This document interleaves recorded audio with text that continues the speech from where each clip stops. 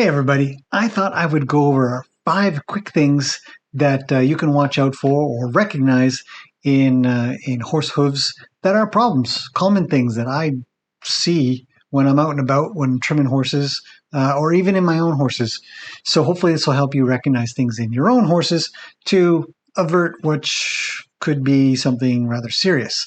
Now, of course, every horse is different. Every hoof is a little bit different, but some of these signs are very clear. And if you can catch them, then hopefully you start to recognize some of the little things as well. Now, all of these pictures have come off my phone because I've recently had to clean it off.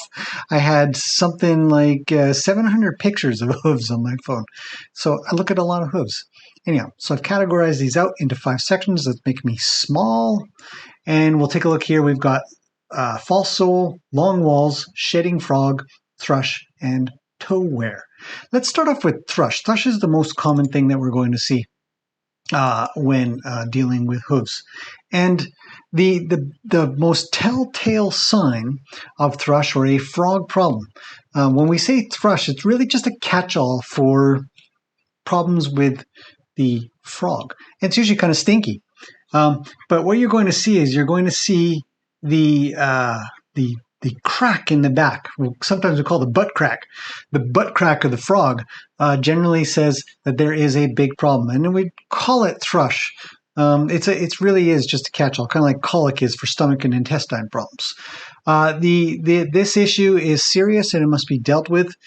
Generally, we'll put a little bit of medicine in there, make sure to get it really cleaned out, and then pack it up with some zinc oxide, maybe tiny bit, a little copper sulfate crystals that are mixed in with that, but very little. It's not very good. It's kind of caustic to our cellular structure. And continuously just keep trimming correctly and properly. I did a whole video on thrush, and so you can definitely check that out. But we'll look through a couple more pictures here and be able to see.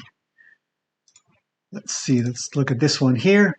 We can see again, we've got a big butt crack, and this frog is looking rather bad. Actually, funny enough, I do remember this picture. This is actually Lena from when we first got her. She had quite a serious thrush problem, which is long gone by now. Here is another one. As you can see, it looks like Lena's front legs, if you're familiar with Lena. And as you can see here a little bit too, the frog is actually quite white. So it does indicate there's a lot of dead tissue there. Now the frog is generally not live, but this is super dead stuff. This is really bad stuff. So over time, clear all that out and treat the central sulcus, which is in the middle, which is the butt crack. So you treat the butt crack. Here's another one. And we can see, again, butt crack. And we're going to move into the next topic shortly, talking about what's happening with this frog. But generally, when there is all that bacteria that's sort of living in there, it kills the connection of layers of frog, and sometimes they will pop off, and it's really not a good thing. So that's another indication there. And then looking at it straight on as well, we can see there's a big crack right in the middle. And sometimes it'll just be a bit of black in the middle there as well. You really want to pay attention to that. One of the myths, I think is a little bit of a myth to me, is that the collateral sulci, which is just off to the left and right, or the up and down in this case, of the frog, can get thrush. It's not really the case. It's the central part that goes into what's called the frog corium. I won't bother getting into too much biology here, but that ends up getting essentially diseased. And it must be cleaned out and it must be treated. And then sooner or later, a whole brand new frog grows down and poof, it never comes back. So thrush can be eradicated when dealt with correctly. If it does come back, then you never eradicated it in the first place. But if it doesn't come back, that means you properly killed it off. Which leads me to a shedding frog. Generally, when horses have frog problems, or sometimes here in the Pacific Northwest, we get a lot of rain, we get a lot of moisture right after our summer. And during the summertime, not a lot of hoof trimming might happen because the ground is kind of hard and it wears out the feet, and you kind of think, yeah, it's kind of hard to do, and my knife's not sharp enough and stuff. And you'll end up getting a whole frog that'll shed off. This isn't a sign of a healthy thing. We don't want this to happen. We do want more gradual changes because, as we can see in the next picture here, if we look underneath a little bit more, we can see what is essentially a very Young or immature is called an immature frog. The immature frog will be very sensitive to the ground. So it's no different than if you always wore shoes and one day you went out and you stepped on a gravel road. It's going to be about that sensitive. And if you were to go running around on gravel all the time, you will callus up your feet, which is what a frog is. So when this frog does shed off and it comes off or get cut off, it leaves this very sensitive bit underneath that has to harden up. So you have to be careful of that. So shedding frogs and thrush usually go hand in hand because essentially the horse's body is trying to get rid of crap. The garbage it doesn't need anymore so it can grow down something healthy. And that should be encouraged on a regular basis, like weekly, pretty much. Okay, let's move on past frogs and we'll move into toe wear. Now, toe wear is a really interesting one, and you can see this really easily with horses. You pick up their foot like this, or even look on the ground. We'll see another picture shortly where we see one on the ground. And what will happen is that the toe wear will be off on an angle. Now, it doesn't mean that we're always going to be able to find a solution because some horses just have a bit of a conformation issue, but it could be a muscular issue. It could be a type of riding style issue to where the toe isn't wearing out in the center. We want the toe to wear out right in the center, and this one's wearing off to the side. That said, though, these are great indicators of where to trim a horse's foot to, and I've got a whole course on that if you're interested in that. Again, everything that I'm going to talk about, the thrush, I'm going to talk about long hooves, cracks, and stuff like that. I'll put links in below to all the videos that I've got on these topics. But these are 5 things to really watch out for. You want to watch out for this toe wear, and you don't want it to get this bad, the late trim.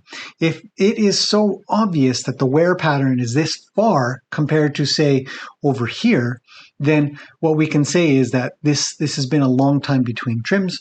It is much more preferable to not have this big piece over here sticking out. So we want to trim sooner. So toe wear can be a great indicator of when to start trimming. So you can see here's a post trim. So this is the part right here where it was worn, and then we just trim off all that so that it becomes more symmetrical and it's much more comfortable for the horse. And we'll take a look at what that looks like from the ground. You can see here that even if we didn't pick up the foot, we can tell that off center is where this horse is wearing its toe. And we can see this little line here. Do you see this line here and how it comes in and then it's cut off right here? Well, that's a great indication that this area here, as we saw from the bottom, is too long. So toe wear. Toe wear is a fantastic thing to look at if you want to see if there's any problems with your horse's hooves. Okay, moving along into that line of thinking, we're going to go into long walls. And I've got a lot of pictures of long walls in my time, but let me see if I can show you a couple of really not good ones. Here's one here of a horse that hadn't been trimmed in an awful long time, and I've taken off bars, some of the frog, cleaned up all that, cleaned off a whole pile of dead sole. We'll talk about false sole next, but these walls are really, really long. We can see the length of these things so long, and yet the horse's toe here, I haven't touched this, the horse's toe here is still wearing itself somewhat center, somewhat, in the middle here, which is fantastic. It's good, but the rest of this is bad news. It's chipping and wearing it out itself, not on this side, but definitely down here where there's chips, and the toes have worn themselves off as well, broken off or worn off, sanded off through harder ground. So long walls can lead to all kinds of problems. So here is a post trim, and we can see that this wall is not a healthy wall. We've got a lot of stuff stuck in between there, and that means that everything becomes weaker, and it's probably kind of painful for the horse as well. So we want to take care of long walls as fast as we can. Otherwise, we also get other issues like toe cracks, which I have done a whole video about that you can check out, because what happens is that the walls get long and they end up splitting like a good piece of cedar. If you ever sort of split a piece of wood, cedar splits really, really well. And this is the same, that breaking of the sides or the crack happens because of the two pieces on the outside. So the long walls, as we can see in any of these pictures here, we can see will cause that because it's going to force the hoof wall to go one way and force another hoof wall to go another way, and poof, you get yourself a split and a crack. And then when looking at it from the ground, we can see here we've got tons of cracks. We've got some redness over here, possibly an old abscess, but this is a whole other story. When the walls do get long, they sort of jam up into all kinds of places and cause problems. So we don't want to see this. We don't want to see what's called the duck bill sort of foot. So long walls are bad. Let's stay away from those. Trim should be happening at most every few weeks. I know there's an old way of doing things, 6 weeks to 8 weeks or something like that. I am heavily against that, and there is a much bigger community of people nowadays, if you look around online, that will say 3 weeks is borderline max, maybe 4. But then you'll still be fighting. You'll still be kind of arguing with hooves where they get like this and you get some overgrown bars and stuff. So long walls are definitely not good. We don't want to have them. You get little chips and cracks, and then we also get the problem where the toe gets too long and the heel starts to climb underneath that foot, and you get an underrun heel. And I've done a whole video on that as well recently, demystifying underrun heel. So it's a big deal. As you can see, we've got just this massive amount of length, and then down here at the bottom we've got these cracks starting up, and this whole piece over here has completely chipped itself off. Horses will self-trim in that regard, but we don't want to let them do that if we can help it, which theoretically we can. Okay, last but not least, I want to talk a little bit about false sole, and false sole goes in line actually with long walls. And if we take a look at this first picture here, we can see that I've essentially used my hoof pick, and I've gone all around this outside edge here where what is called the white line. The white line is the spot in between the wall here and the sole over here. And this white line area I've kind of carved out and cleaned out, which is revealing a lot of dust and powder, sort of a flaky kind of material. And a flaky kind of material of the sole is incorrect. We wouldn't want to think of that as proper sole. And what it actually indicates is false sole. And the false sole, it can lead to longer walls. As you see, I've kind of carved this down, and we can see that the walls look long now. I've carved out this bit that was in there, and the bars themselves, these bits here that kind of come down, will also be too long. It'll be a little bit painful, and then in turn the frog will grow too long, and it'll start to get thrushy, and it might even start to shed. So we really want to pay attention to false sole. And here is a side view, and you can kind of see, look at that big lip there. That's a big deal. We don't want that. And it's also corresponding to the length of the wall. So this stuff that can come out that is just dusty, it's just flaky, it's material that should exfoliate off under the right circumstances, hasn't. And generally this will happen after a good hard summer where all of that material will just continue to pack down. And unless it's dealt with in a timely manner, it just stays there until it gets wet like it does here. And then we get that shedding frog syndrome and all that kind of business. And false soles go with that. So let's take a look.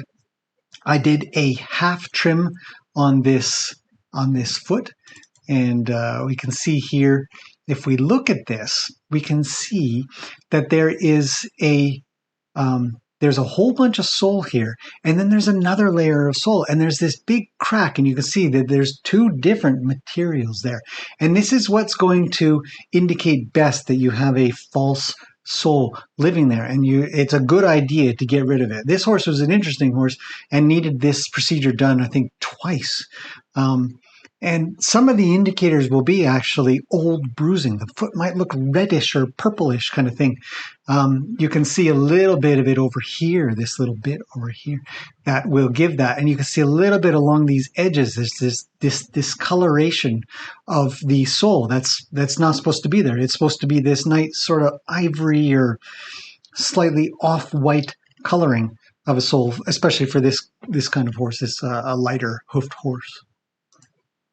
And as we go along and take a look at a different angle, you can see that there is a visible crack, but it's really just a separation of materials, two different materials and the old one, which needs to come off, will come off. It will come off quite easily. It doesn't mean you should start digging around or nothing like that, but to be able to recognize these things is really important. And this is kind of a hard one to see, but there is a massive amount of depth available compared to over here. And that's again half. And then I did the whole hoof trim. And this is a lot. This is a lot taken off, but I've still left some in here. We can still see there's the separation of material here. So I've left a little bit on because it will wear off. And either way, in a couple of weeks, I'll just go deal with the rest. But the whole hoof looks completely different, and we finally got the walls down to where they should be because of it. Frog could use a little bit of help, but mainly because it's just been growing so long due to the fact that it's had an extra, probably about 3/8 of an inch or so extra material to sort of live in there for too long. So a big clean out can be really good. And then, if you don't go taking all of it off, is my recommendation for whatever it's worth. And let it exfoliate off kind of naturally in like a gravelly or sandy sort of area. It's got some abrasion to it, and that will really help out. So hopefully that's been kind of interesting. In the end, you get what looks like a very sort of clean looking hoof. We don't need to go down to live sole, and that's a topic in and of itself.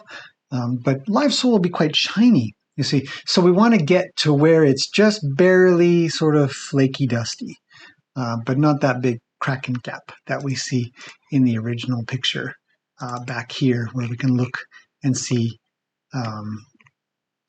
yeah, there is a visible separation of material. So that's all. Those are the 5 things that I thought I would bring up. There are more things to talk about, obviously, and I'll put links down to the stuff that I have covered in more detail. And then I also plan on doing a much more detailed video on these 5 items pretty soon. And we'll see how that goes. We'll talk about some more stuff like bars and whatnot. But the most common things that lead to much more serious problems are these 5 things. Hopefully that's been helpful. If you have any questions, thoughts, or comments, chuck them down below. If this has been useful, well, let me know. Hit a little like button.